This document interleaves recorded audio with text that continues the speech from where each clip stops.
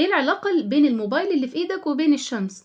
تخيل لو فجأة كل الأجهزة اللي بتستخدمها بطلت تشتغل، ليه وقفت وازاي أصلا اشتغلت؟ ده اللي هنعرفه النهاردة إن شاء الله. يلا بينا. أنا آية عفيفي مدرسة ساينس، والنهاردة إن شاء الله هنبتدي ندرس أول دروس الساينس لجريد 4، عنوانه ال Energy and Devices. دلوقتي عندنا 3 صور: الصن وموبايل فون وكالكليتر. هل في حاجة بتربط ال3 صور دول ببعض؟ طبعا. خلينا متأكدين ان الصن هي the main energy source of on the earth. the main energy source on the earth. هو هنا كاتب the most of energy we use in the produce is produced inside the sun. يعني احنا اغلب الطاقة اللي احنا بنستخدمها دي بتطلع لي من الصن. هل الطاقة اقدر اخلصها؟ اقول لك انا دلوقتي عندي شوية طاقة هخلصهم، او انا دلوقتي بقى هقعد افكر مع نفسي كده واعمل نوع طاقة جديد؟ لا طبعا، مستحيل. الطاقة ما بنقدرش نعملها، لا بنقدر نعملها ولا بنقدر نلغيها. كل اللي بنقدر نعمله ان احنا بنحولها من صورة للتانية. يعني مثلا انا عندي اللايت ده جاي من electricity، فانا حولت الالكتريك انرجي للايت، وحولت الالكتريك انرجي لساوند. وفي التلفزيون حولت الالكتريك انرجي للايت وساوند. في مثلا الغسالة حولت الالكتريك انرجي لساوند وكايناتيك انرجي، بتتحرك وفي نفس الوقت بسمع لها صوت and so on. فاحنا عندنا هنا حاجة اسمها الانرجي ترانسفورميشن، يعني انا عملية تحويل الطاقة، ان انا بغير صورة الطاقة من فورم للتانية.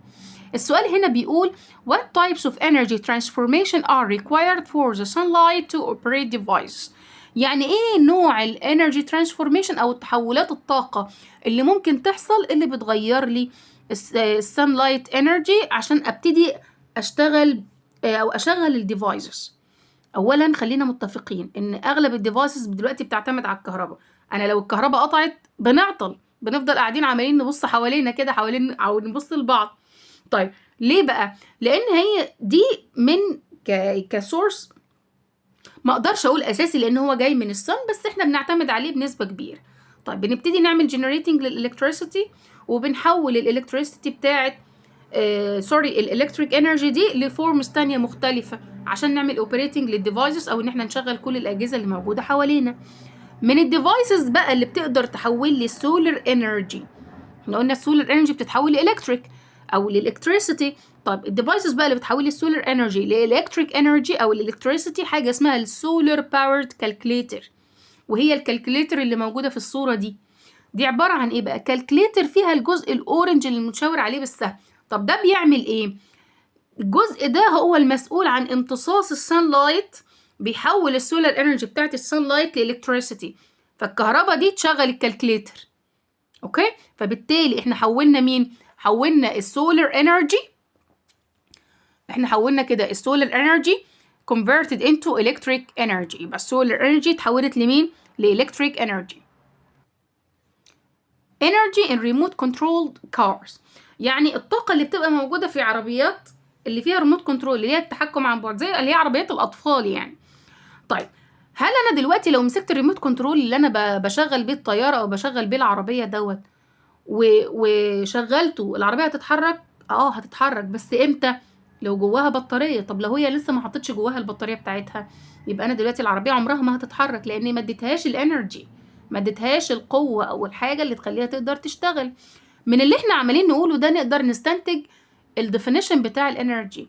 الانرجي it is the ability to do work. يعني انا دلوقتي قادرة ان انا اعمل حاجة يبقى انا عندي انرجي، مش قادرة اعمل حاجة يبقى ما عنديش انرجي.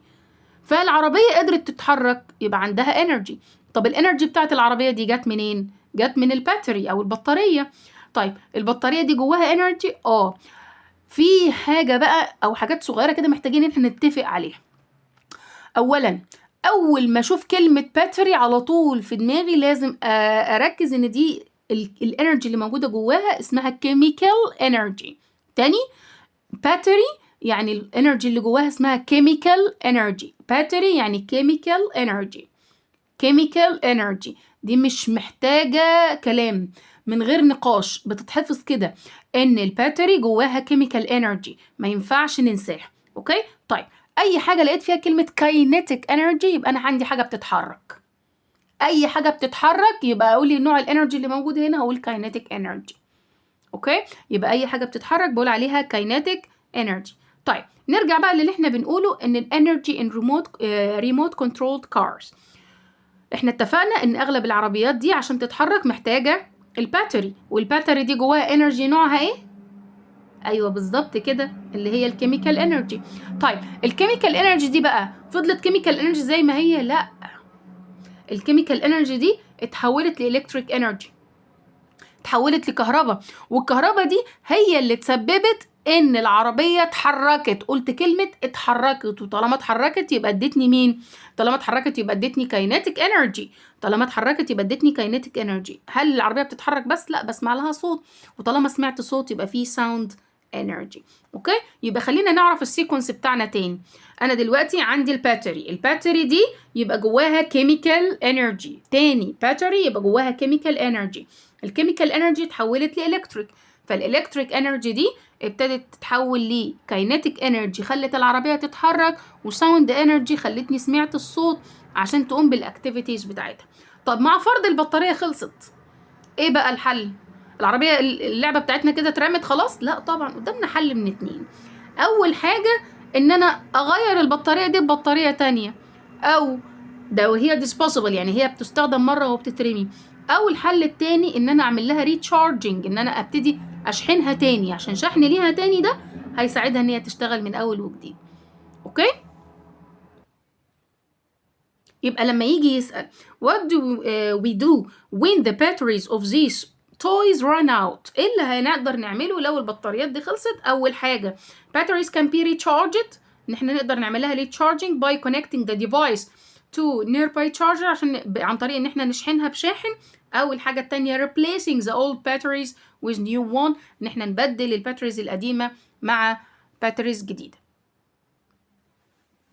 دلوقتي هنقول the Mars rover. اولا مارس ده اللي هو كوكب المريخ، ده عباره عن ايه؟ بلانت موجود في السولار سيستم. طيب البلانت ده بيبعد عن الارض قد ايه؟ بلانت مارس ده is about 54 مليون كيلومتر away from the earth، يعني بيبعد حوالي 54 مليون كيلومتر عن سطح الارض، وبالتالي علشان نوصل له فمركبه الفضاء ديت بتبتدي تاخد حوالي 6 شهور عشان توصل للمسافة دي، أو تقطع المسافة دي وتوصل من الأرض للمريخ. طيب مؤخرا بقى كان في رحلات كتير للمريخ، بس ما كانش فيها رواد فضاء، كانت كلها عربيات أو روبوتس بتشتغل عن بعد، زيها زي العربيات اللعبة اللي احنا كنا بنتكلم عليها. هي دي الروبوتس دي كانت بتروح ان هي تعمل exploration، ان هي تستكشف مارس وتعرف الدنيا عليها شكلها ايه. اشهر واحده فيهم كانت موجوده اسمها مارس روفر كريوسيتي، وده عباره عن روبوت متطور جدا بيستكشف سطح المريخ. والعربيات دي زي ما قلنا زيها زي العربيات اللعبه بتاعت الاطفال، بتحتاج طاقه عشان تشتغل، وبتشتغل عن بعد زيها بالظبط. بس الفرق بينهم ان البطاريات اللي بنستخدمها دي مع لعب الاطفال قلنا لو خلصت بنعمل ايه؟ بنبدلها او بنشحنها.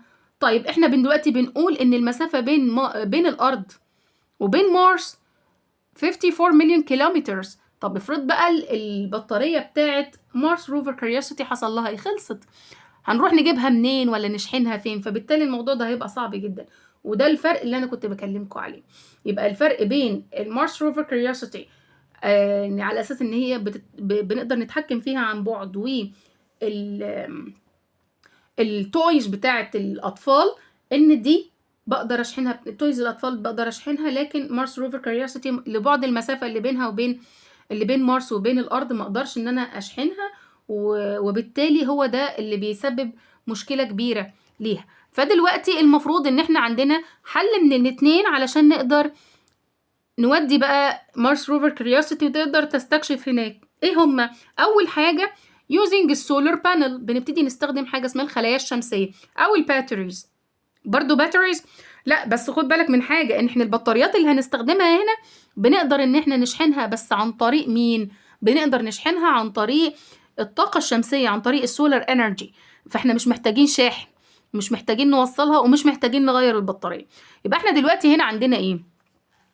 دلوقتي بيقول ان السولار بانل اللي موجوده على الروفر دي بتحول السولار انرجي انتو الكتريك انرجي، يبقى الطاقه الشمسيه اتحولت لالكتريك انرجي، ودي بتستخدم عشان نعمل تشارجنج لمين؟ للروفر باتريز. وبالتالي الالكتريك انرجي اللي طالعه من الباتريز دي بتعمل ايه بقى؟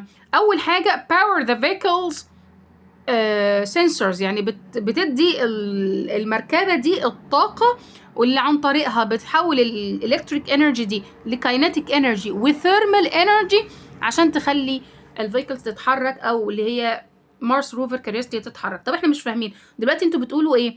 بتديني كاينتيك وثيرمال ازاي يعني؟ او احنا ما جربناش مثلا واحنا نازلين نركب العربيه كده بابا يقول لنا ايه؟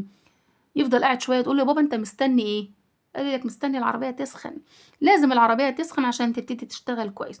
طيب هي لو ما سخنتش تفضل تقطع. فاحنا دلوقتي بنقول ان السولار انرجي اللي موجوده، طبعا السولار دي مارس ده بلانيت من البلانيتس اللي موجوده على السولار سيستم، فده معرض للشمس. السولار انرجي دي بقى بتبتدي تتحول لالكتريك انرجي، والالكتريك انرجي دي نحولها لكاينيتيك وثيرمال، وساعتها تقدر الروفر مالها ان هي تتحرك. الساينس حوالينا في كل حاجة، في الموبايل اللي في ايدك، في النور اللي في اوضتك، وفي كل جهاز بتستخدمه. كل حاجة وراها سر، واحنا هنا ان شاء الله عشان نكتشف الاسرار دي مع بعض. ما تنساش تعمل لايك وسبسكرايب وتستعد للدرس الجاي، في حاجات كتير جدا هتغير طريقة تفكيرك. سلام.